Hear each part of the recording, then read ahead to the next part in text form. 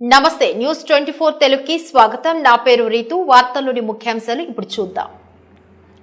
కాశ్మీర్ నుంచి కన్యాకుమారి వరకు చేపట్టిన జోడో యాత్రలో బీసీ రిజర్వేషన్లు పెంచకపోవడం వల్ల జరుగుతున్న నష్టాన్ని తెలుసుకుని బీసీ డిక్లరేషన్ ప్రకటించారని కాంగ్రెస్ పార్టీ నాయకులు బంగారి పర్వతాలు అన్నారు. అందులో భాగంగానే నిన్న అసెంబ్లీలో బీసీలకు 42% రిజర్వేషన్ కల్పించారని, అలాగే ఎస్సీ వర్గీకరణ బిల్లు కూడా ఆమోదించారని తెలియజేశారు. స్వతంత్రం కోసం పోరాడిన పార్టీ తెలంగాణ ఇచ్చిన పార్టీ కూడా కాంగ్రెస్ పార్టీ అని గుర్తు చేశారు.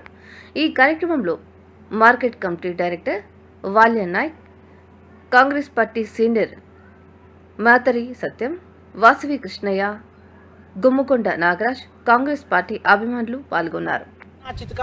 వ్యాపారస్తులతో మమేకమైతూ ప్రజల కష్ట సుఖాలను తెలుసుకొని ప్రజలకు ఏదైతే అవసరం ఉందో మా ప్రభుత్వం వస్తే దాన్ని నెరవేర్చమని బీసీ కోసం బీసీ డిక్లరేషన్ ప్రకటించిండు. ఆ రోజు ఎలక్షన్ల కన్నా ముందునే ప్రభుత్వం వచ్చిన 15 నెలలలోనే బీసీ బిల్లు పెట్టి 42% బిల్లు పెట్టి తెలంగాణ ప్రభుత్వం శాసనసభలో 42% రిజర్వేషన్ ప్రకటిస్తూ బిల్లు ఆమోదించింది. ఈ గొప్ప శుభసూచకమైన మన కాంగ్రెస్ ప్రభుత్వం ప్రజల కోసమే చేస్తుంది.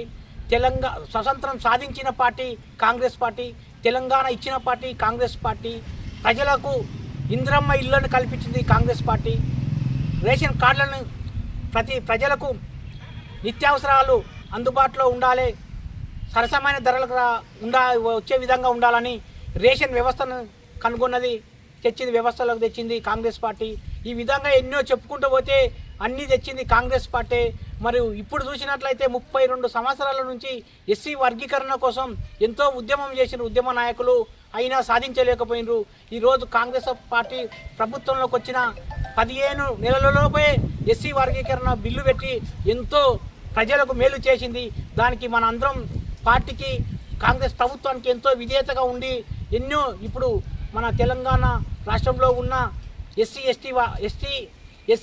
వర్గీకరణ బిల్లు వచ్చినందుకు ఎస్సీ కులస్తులు మరియు ఎస్సీ సామాజిక వర్గం సంబంధించిన వాళ్ళు మరియు బీసీ బంధువులు 42% చేసినందుకు బీసీ బంధువులు అందరూ కూడా ఈ కాంగ్రెస్ పార్టీ ప్రకటించిన దాన్ని నిన్న బిల్లు ఆమోదించిన దానికి ప్రతి గ్రామాన కాంగ్రెస్ నాయకులు కార్యకర్తలు మంచి ఉత్సవం చేసి ప్రజలకు కాంగ్రెస్ పార్టీ ఏ విధంగా మేలు కల్పిస్తుందో తెలియజేయాల్సిన విషయం ఎంతైనా ఉంది.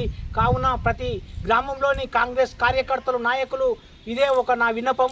మీరు ఖచ్చితంగా ప్రతి గ్రామాన మన కాంగ్రెస్ పార్టీ చేపట్టిన దాన్ని తెలుపుతూ తెలియజేస్తూ మన ప్రభుత్వం చేపట్టిన స్కీములను పదే మన ప్రజలకు తెలియజేయాల్సిన విషయం ఎంతైనా ఉంది. కావున మరీ తెలియజేస్తున్న కాంగ్రెస్ కార్యకర్తలకు నాయకులకు పేరున కంపల్సరిగా ప్రతి గ్రామాన మన ముఖ్యమంత్రి గారిది, మన కాన్స్టిట్యున్సీ ఎమ్మెల్యే గారిది, మన ఎమ్మెల్యేల గారి ఫోటోలు పెట్టి కంపల్సరీ పాలాభిషేకం చేయాల్సిందిగా నేను పేరున తెలియజేస్తున్నాను. చేయని